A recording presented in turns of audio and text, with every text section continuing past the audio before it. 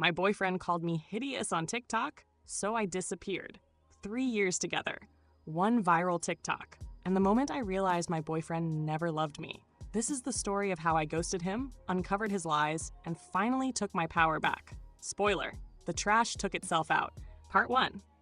My boyfriend publicly humiliated me on TikTok, calling me the most hideous girl he'd ever been with before dumping me. So I disappeared without a word.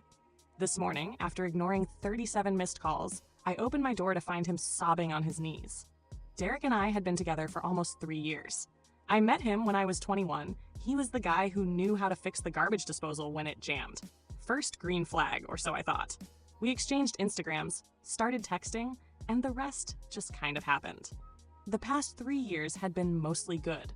We had our rhythm. Netflix documentaries on Thursdays, dinner at his mom's every other Sunday, camping trips with his friends in the summer. He always remembered my birthday and actually listened when I talked about my day. These days, that's practically unicorn behavior. Side note, my last boyfriend before him thought emotional labor was a type of childbirth, so my bar was admittedly on the floor. Fast forward to this Tuesday. I'm scrolling on my phone during lunch when my phone dings with a text from my friend Amara. Just a TikTok link with "call me now" in all caps. Amara isn't the dramatic type. She once texted slight issue when her apartment was literally flooding. I click the link. There's Derek at Throwbacks, that dive bar his buddies always hang at on Mondays. I could tell by the neon Budweiser sign behind him that flickers every 7 seconds. We counted once while waiting for our order. He's clearly 6 beers deep, red-faced, arms slung around his friend Xavier. Someone off camera asks, "So, rate your girlfriend, bro." And y'all, the look on his face changed. It wasn't his normal smile. It was this weird smirk I'd never seen before, like he was about to let everyone in on some private joke. Eliana? Honestly, probably the most hideous girl I've ever been with. Like a 4 on a good day. The bar erupts in ooze and someone yells, "Savage!" Derek just laughs and keeps going. But she cooks really good enchiladas and never complains when I go out with the boys, so I keep her around. Low maintenance, you know? Then someone asks if he's worried I'll see the video. His response? Nah, she doesn't even know what TikTok is, besides thinking about upgrading soon anyway. Too much baggage. The timestamp showed it was posted at 11:43 p.m. Monday night, while I was at home doing a freaking clay mask and texting him goodnight. The video had 177,000 views. I sat there in the break room, just staring at my phone. Didn't cry, didn't scream, just felt this weird, cold feeling spreading through my chest. 3 years together, and this is what he actually thinks of me. The night before, he'd been at my place. We'd made dinner together, talked about maybe moving in when my lease ends in August. He'd kissed me goodbye and said, "Love you, babe," like it was nothing. And apparently, 12 hours later, I was the hideous girlfriend he was planning to dump. I texted Amara back, coming over after work. Don't tell anyone. Then I muted all notifications, put my phone in my bag, and somehow made it through 3 more client appointments without completely breaking down. Autopilot is weird like that. After work, I didn't go home. Went straight to Target, bought a cheap duffel bag, filled it with essentials, toothbrush, deodorant, phone charger, a couple t-shirts. Spent $47.16. The receipt is still in my wallet for some reason. Drove to Amara's apartment complex at 6:13 p.m. Sat in the parking lot for 20 minutes just staring at nothing, playing that video over and over in my head. I kept thinking about all the times Derek told me I looked beautiful. When I dressed up for his company Christmas party. When I was sick with the flu last winter. 3 weeks ago when we were at the beach and I was self-conscious about wearing a bikini. All lies. Or just things you say when you're with someone. Amara didn't ask questions when I showed up. Just pointed to her couch bed, poured 2 glasses of the cheap rosé we drank in college, and said, "What's the plan?" That's when I decided, I'm not giving him the satisfaction of a breakup conversation. No tears, no begging, no dramatic confrontation he can tell his bros about later. I'm just going to disappear. We spent that night making a checklist. Block Derek on everything. Phone, Instagram, Twitter. Change all my passwords. He knew most of them. Call out from work for the rest of the week. Tell only my mom where I really am. By midnight, Derek had texted 7 times. Normal stuff at first. "Hey, what do you want for dinner? You still coming over tonight?" By morning, it was "Where are you? And why aren't you answering?" By afternoon, he'd called 12 times. Not one mention of the TikTok. Not one apology. Nothing. I stayed at Amara's Wednesday and Thursday, binged all of Love Island. Trash TV is surprisingly therapeutic when your life is imploding. Cried in the shower so Amara wouldn't hear. ordered too much Uber Eats because neither of us felt like cooking. Friday morning, Amara went to my apartment to grab more of my clothes. Said Derek had clearly been there. Empty energy drink cans on the counter, his jacket thrown over my couch. He'd left a note taped to my door. Call me. We need to talk. Still nothing about why we might need to talk.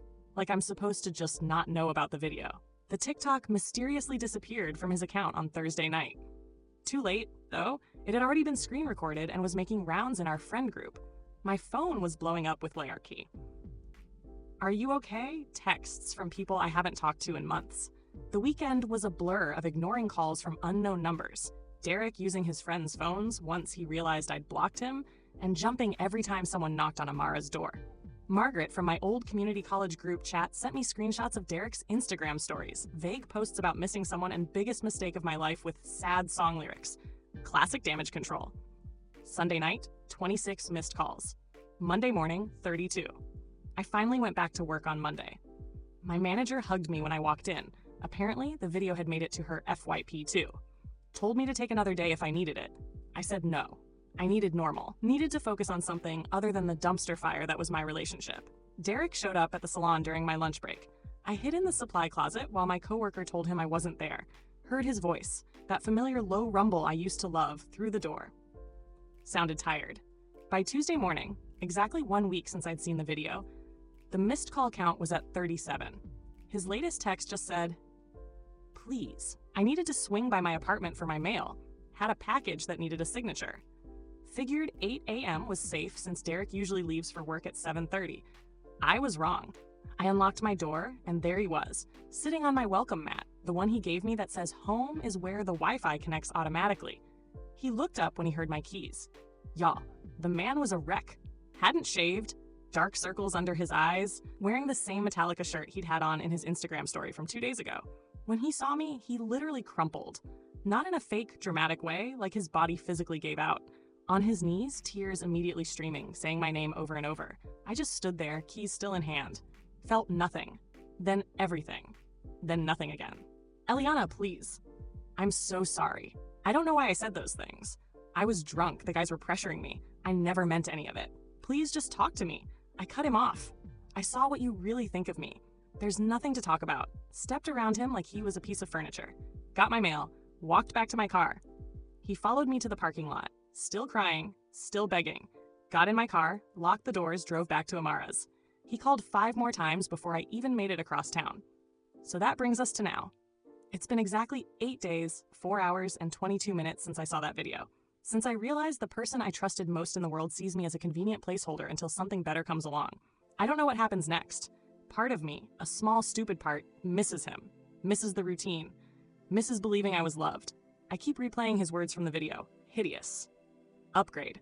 So casual. So cruel. 3 years together. And that's what I'm worth. We'll update when there's more to tell. For now, I'm just taking it one day at a time. Part 2. First update?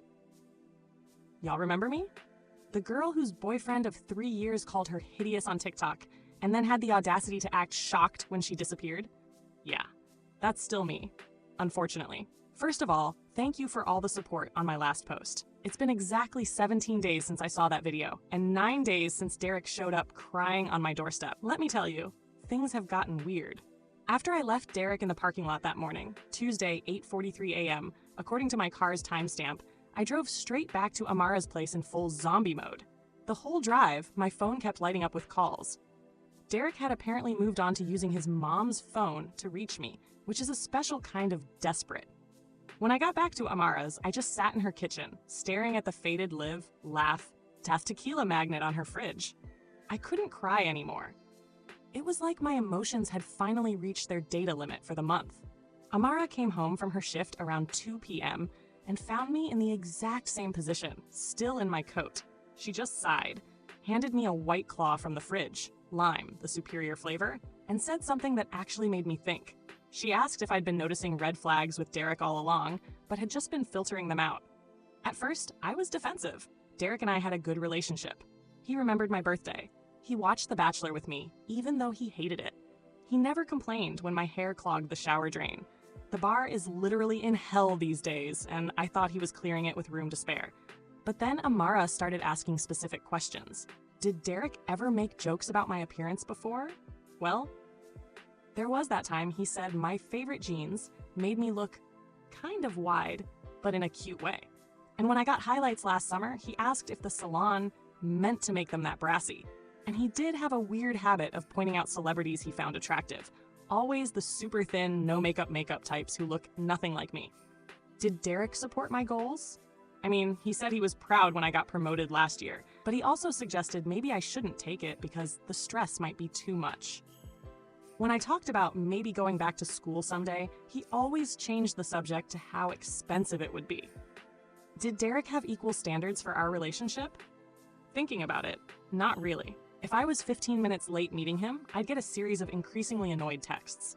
But he could cancel plans last minute to hang with the boys, and I was supposed to be cool with it. By the time we finished our White Claw, I had this sinking feeling in my stomach. The TikTok wasn't some bizarre out-of-character moment. It was just the first time I'd seen what had been there all along, without the filter of wanting to believe we were perfect. That night, Derek escalated to a new level. At exactly 9:17 p.m., Amara's doorbell rang. We both froze like we'd been caught committing a crime. Through the peephole, Derek holding the saddest-looking grocery store flowers I've ever seen. Amara went full mama bear mode. She opened the door just enough to block the view inside and told him I wasn't there. I could hear his voice cracking as he begged her to just let him talk to me for 5 minutes. Said he hadn't slept in days. Said he'd lost 7 pounds. Said he'd do anything to fix this. After Amara finally got him to leave, she found a handwritten letter he'd slipped under the door. 8 pages. 8. Front and back. I have to admit, I read it twice. It was a lot.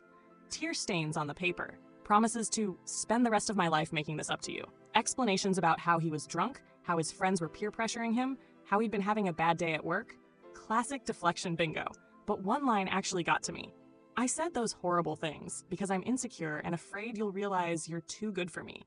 For about 20 minutes, I actually considered calling him. That's how messed up my brain was. Like he humiliated me publicly, and I was feeling bad for him. Thankfully, Amara's Wi-Fi chose that exact moment to crash.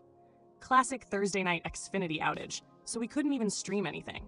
Instead, we ended up going through old photos on my phone, and that's when I had my first real epiphany.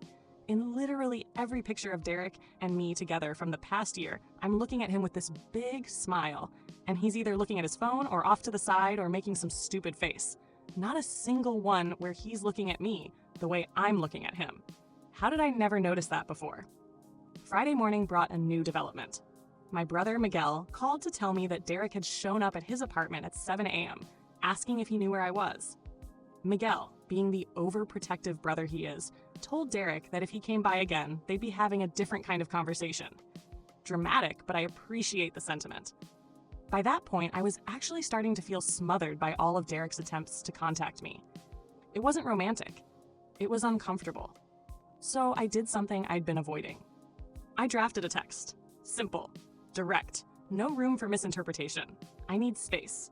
Please stop contacting me, my friends, and my family. I'll reach out if I'm ready to talk. Sent it at 10:22 a.m. Immediately turned my phone off for 3 hours because I couldn't handle seeing his response. When I finally checked again, there were 5 paragraphs waiting for me.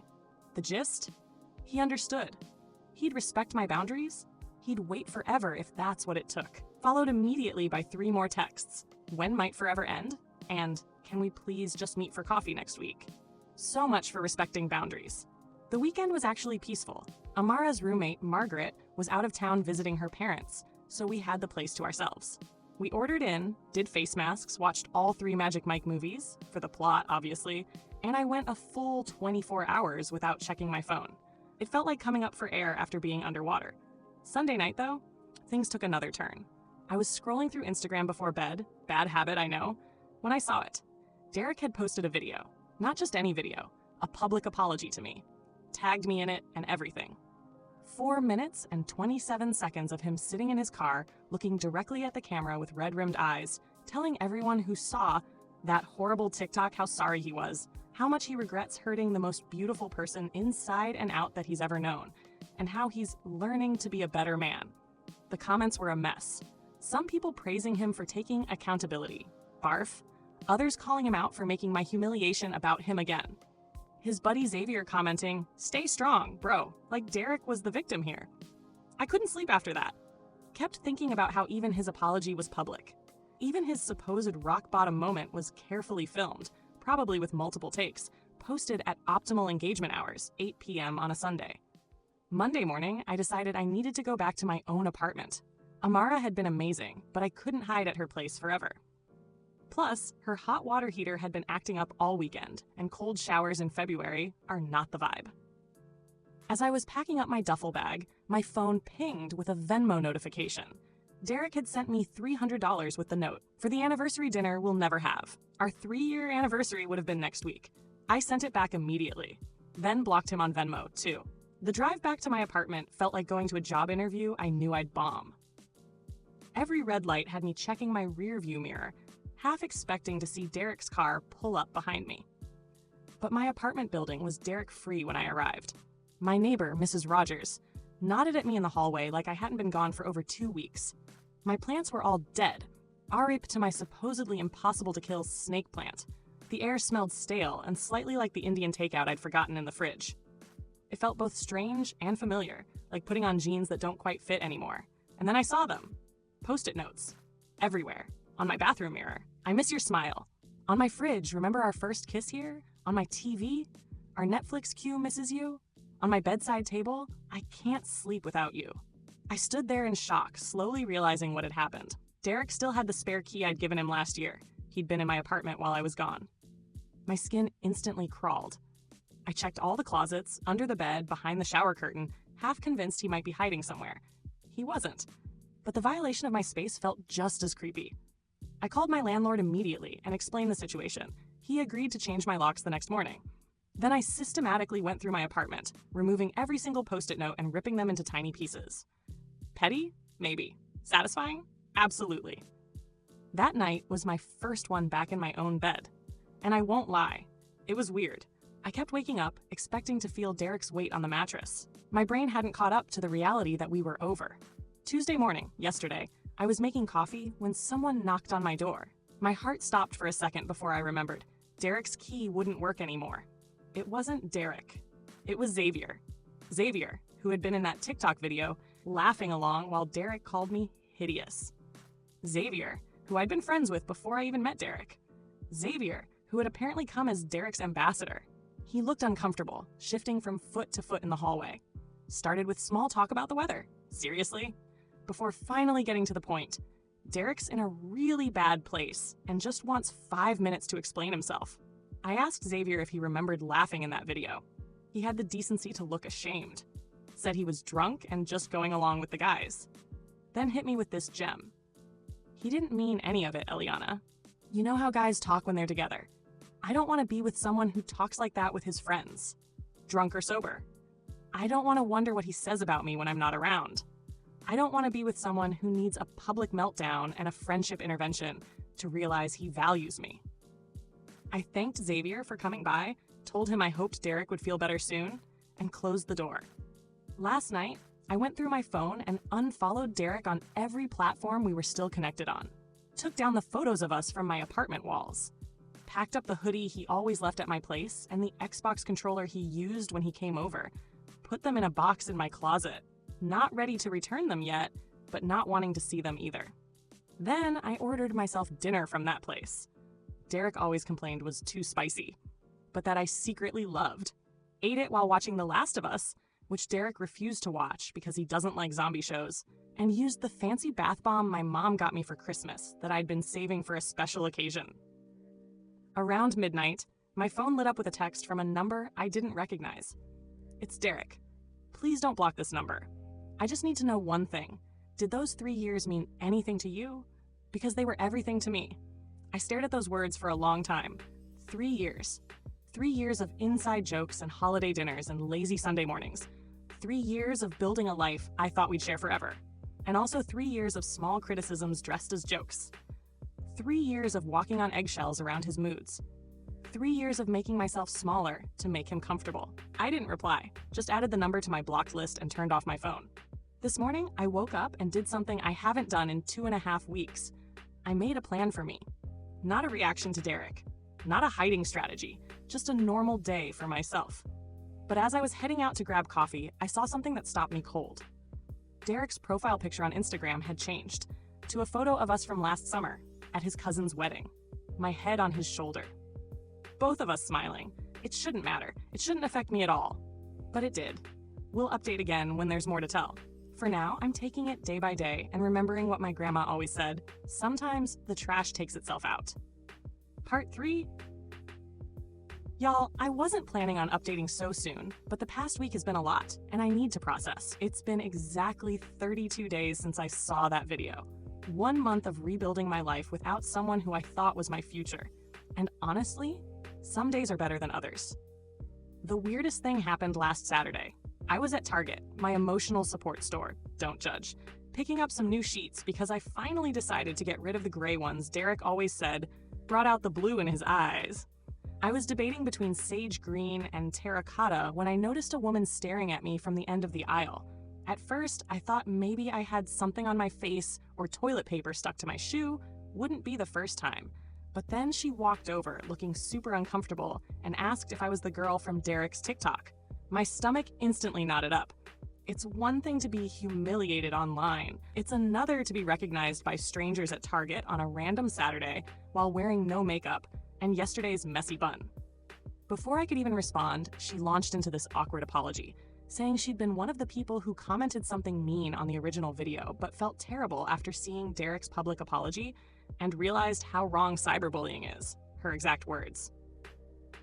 I just stood there, clutching my terracotta sheets, decision made by panic, while the stranger had her character development moment in the home goods section. When she finally stopped talking, I managed to say, "Thanks, it's fine, good talk," and speed walked to checkout. Sat in my car for 20 minutes afterward with the AC blasting, even though it was only 62 degrees outside. That's when it hit me. I'm not just Eliana anymore. To some people, I'm the girl from the TikTok. My humiliation has become my identifier, and that realization made me angry in a way I hadn't felt before. Not sad angry like I'd been for weeks. Pure, energizing, get shit done angry. Sunday morning, I woke up at 6:13 a.m., couldn't sleep, and made a list in my notes app. Cut my hair. Always wanted to try a lob, but Derek liked it long. Join that kickboxing class Amara keeps talking about. Finally apply for that certificate program I've been putting off. Redecorate my bedroom. No more masculine-friendly color scheme. Download a dating app. By 11 a.m., I'd already crossed off number 1, walked into Supercuts without an appointment, living dangerously, LOL, and chopped off 7 inches of hair. The stylist kept asking if I was sure, if I needed more time to think about it, if someone had talked me into it. Told her nope, just needed a change. She didn't need to know I was mentally naming each snip of the scissors after something Derek had said to me over the years. You'd look better with more defined eyebrows. Snip. No guy wants a girl who eats more than him. Snip. Your laugh is kind of loud sometimes, snip. When she spun me around to see the final result, I barely recognized myself. In a good way. My neck felt lighter. My head felt lighter. Hell, my whole being felt lighter. Posted a selfie on Instagram when I got home. Just me with my new hair, sunlight from my kitchen window, and the caption, "New month, new me." Within an hour, it had 87 likes, including from Xavier and 2 of Derek's other friends. Petty satisfaction? Maybe.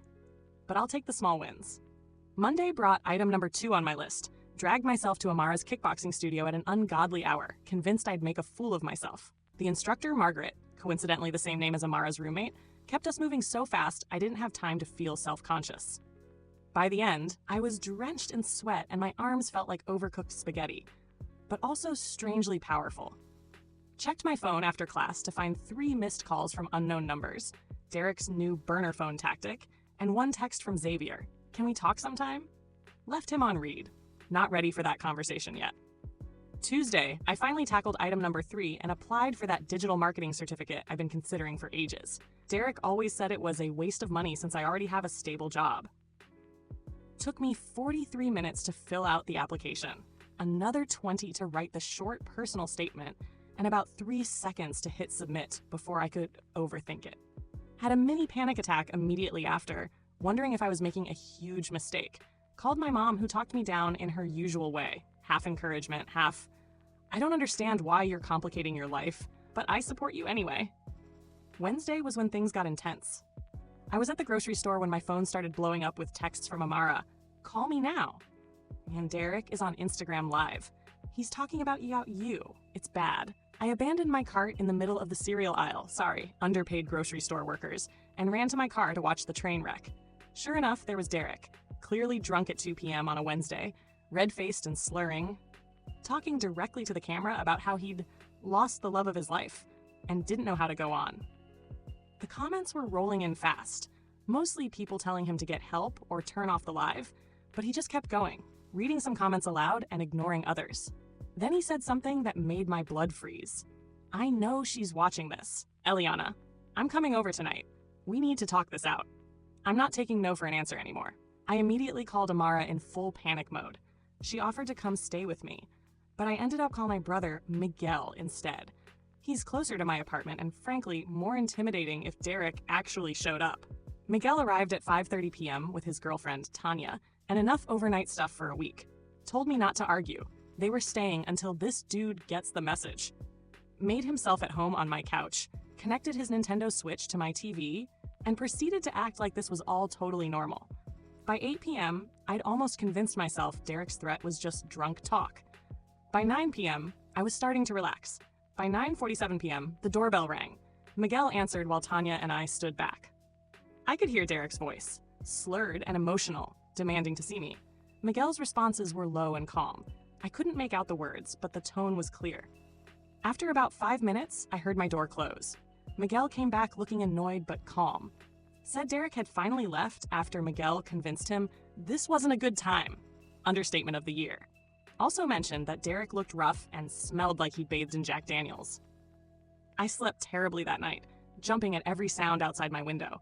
Kept thinking about how different things were just 5 weeks ago, when I still believed Derek was the one, when I still thought I knew him. Thursday morning, I woke up to a text from a number I didn't recognize. This is Derek's mom. I'm worried about him and don't know what to do. He won't eat, barely sleeps, lost his job yesterday for showing up drunk. I know you don't owe him anything, but please call me. Talk about emotional manipulation. She'd always done this, treated Derek like he couldn't possibly handle consequences, swooping in to fix everything. One of many red flags I'd ignored. I showed the text to Miguel, who advised ignoring it. But something about it bothered me all day. Not guilt, exactly, but a nagging feeling that this situation was spiraling beyond what I'd intended. Around 3 p.m., I decided to text her back. I'm sorry Derek is struggling, but I'm not responsible for his choices or his healing. Please encourage him to get professional help. She responded immediately. He made a mistake. Everyone deserves forgiveness. I didn't reply. Some mistakes change how you see a person forever. That evening, something unexpected happened. I was scrolling through TikTok, glutton for punishment, I know, when I saw a video from someone I didn't follow. It was one of those storytime TikToks, and the caption made my heart stop. When your friend humiliates his girlfriend on TikTok, and you finally call him out for being toxic. It was Franklin, one of Derek's longtime friends. The guy who was literally in the original video, laughing along. In the video, Franklin explained how he'd been complicit in Derek's toxic behavior for years, not just with me, but with previous girlfriends too. How the friend group had a pattern of encouraging Derek's worst impulses. How the TikTok incident had been a wake-up call for him, personally. He ended with, Eliana, if you see this, I'm sorry. We all failed you. And Derek? Man, get help. This isn't about winning her back. This is about becoming someone who would never hurt her in the first place.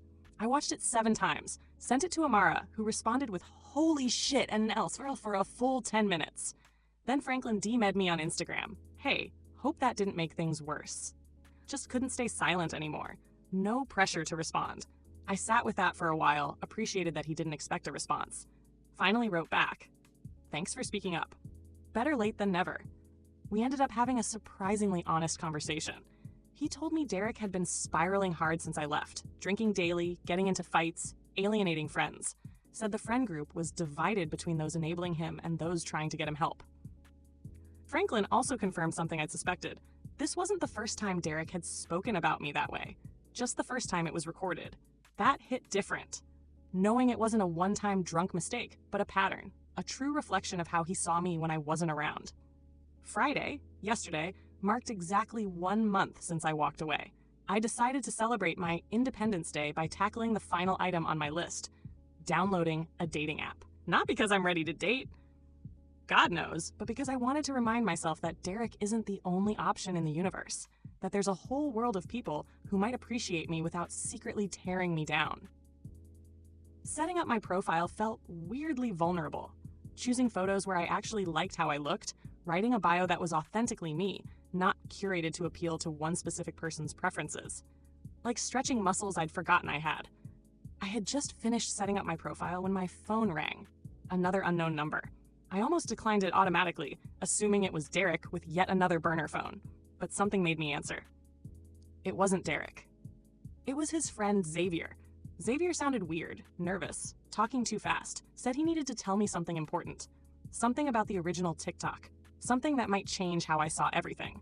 I almost hung up. Almost told him I was done with all of it. Done with Derek. Done with his friends and their drama. But then Xavier said, "The TikTok wasn't spontaneous, Ileana. Derek planned it, and I can prove it." I'm seeing Xavier today at 2 p.m. at the Starbucks. Miguel insisted on coming with me and sitting at a nearby table, just in case. I have no idea what Xavier wants to tell me. I'll update after I meet with him. My stomach's in knots, and I've changed my outfit 4 times already. Wish me luck, I guess. Final update. The truth. Y'all, I've rewritten this post 4 times now because I still can't believe everything that's happened. First, thank you to everyone who sent supportive messages after my cliffhanger last update. Sorry for leaving you hanging, but I genuinely needed time to process what Xavier showed me. Let's back up to Saturday at 2:03 p.m. I walked into Starbucks with my stomach in knots, spotted Xavier in the corner booth nervously shredding a napkin. Miguel took his position at a table near the door, looking very obvious despite his disguise of sunglasses worn indoors. Xavier looked rough. Not Derek-level disaster, but definitely stressed. Dark circles under his eyes, hair unwashed, wearing the same shirt I'd seen him in at least 3 times on Instagram recently. The first 5 minutes were painfully awkward. He apologized about 17 different ways for his part in the TikTok situation. I just sipped my latte and waited for him to get to the point. Finally, he pulled out his phone. Before I show you this, you need to know, I didn't find it until yesterday. I was going through some old group chats trying to find a pizza place we ordered from once, and I saw this thread that Derek started about a month before, you know. He slid his phone across the table. It was open to a WhatsApp group chat titled Weekend Warriors. Members, Derek, Xavier, Franklin, and 2 other guys. The messages were from 5 weeks before the TikTok incident. Derek, need your help with something, boys. What's up? Trying to figure out how to break up with E. Whoa, for real? Thought you guys were looking at places together. Yeah, that's the problem. She's getting too serious. Plus, I met someone at the gym. I felt my face getting hot as I scrolled. Derek went on to explain that he'd been talking to his words, a girl named Adriana, for almost 3 months, but he was worried about how I'd react to a breakup, since we shared so many friends. And I can get emotional. Excuse me? As I kept reading, it got worse. Derek was literally asking his friends for advice on how to make me break up with him, so he could look like the good guy. Their suggestions ranged from gradually becoming more distant, to picking fights over nothing, to, and this is what made me nearly drop the phone, just be an asshole on social media so she sees it and dumps you. The last message in the thread was from Derek. TikTok might be the move. She never checks it anyway. I looked up at Xavier, who couldn't meet my eyes. Why show me this now? I asked. He explained that after our last conversation, he'd been feeling increasingly guilty about his part in everything. Said he'd assumed the TikTok was just drunk stupidity, not a calculated move. Didn't know about Adriana until he found these messages. Derek's been lying to everyone, Xavier said. Telling us how heartbroken he is, how he made the biggest mistake of his life. Meanwhile, he's still texting Adriana. I saw them together at Chipotle yesterday.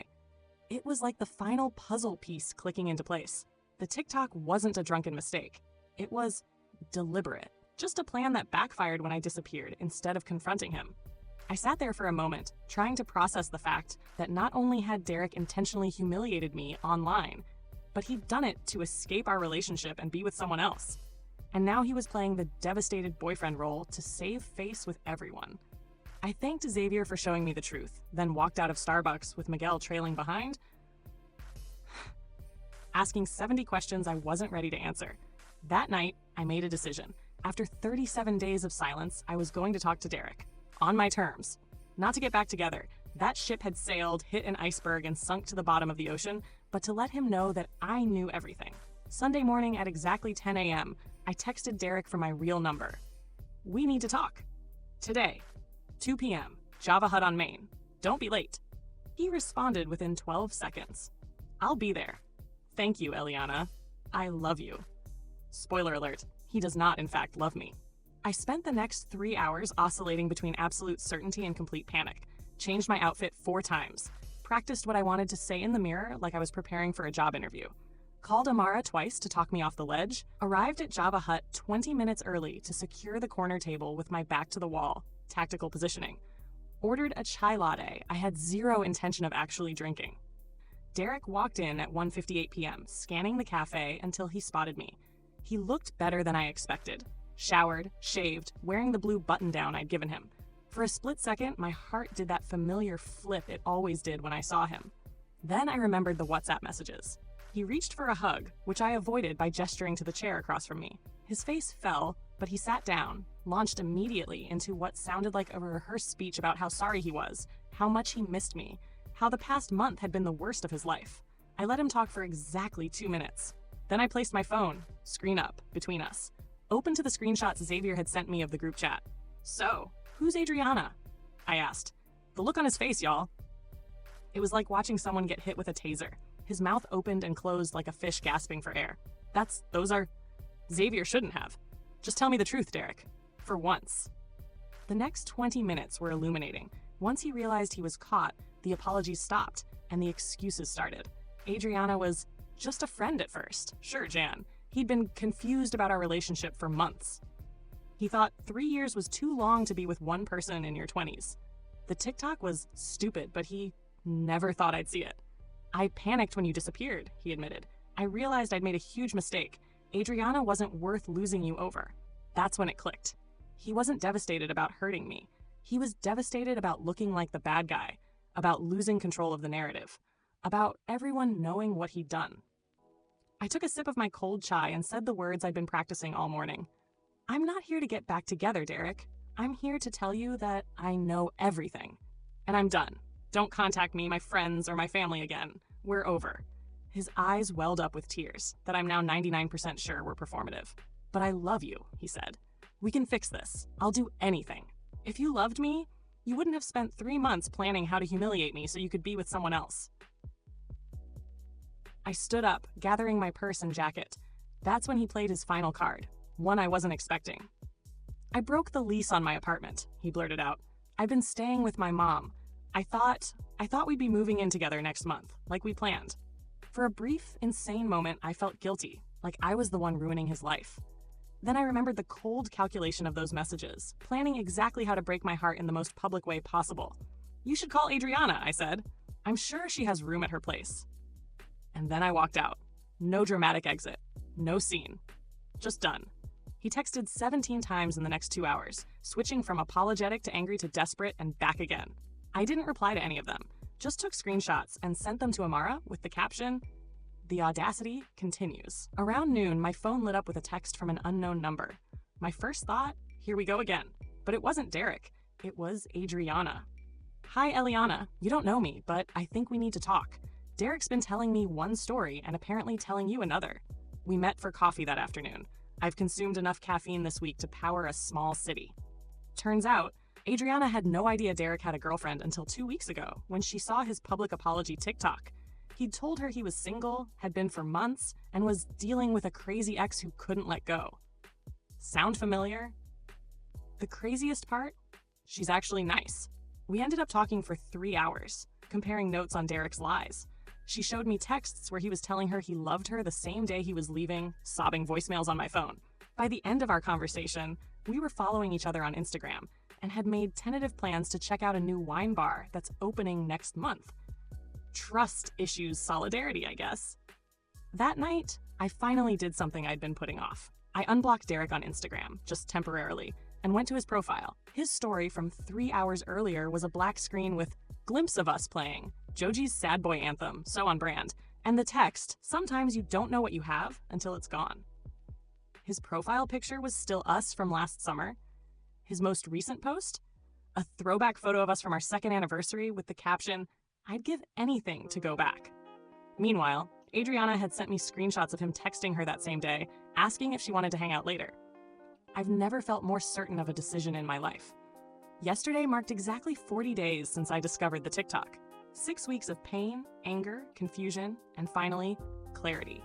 I officially blocked Derek on every platform, changed my number this morning, told my landlord under no circumstances should he ever be allowed into the building. And then I did something just for me. Remember that digital marketing certificate I applied for? I got accepted yesterday. Classes start next month. Paid the deposit with money I'd been saving for the apartment Derek and I were supposed to share. Last night, Amara, Miguel, and a few other friends came over for an impromptu goodbye Derek party. We ordered pizza, drank cheap wine, and took turns reading the increasingly desperate texts he'd sent over the past weeks. Toxic? Maybe, but also weirdly cathartic. At one point, Miguel asked if I was sad about wasting 3 years with Derek. And the thing is, I'm not. Those years weren't a waste. They were a lesson. About red flags I'll never ignore again. About my own resilience. About the kind of relationship I actually deserve. This morning, I woke up to a notification that Derek had tagged me in a new Instagram post. My finger hovered over the view button for about 3 seconds before I realized I don't care what it says. His words have no power over me anymore.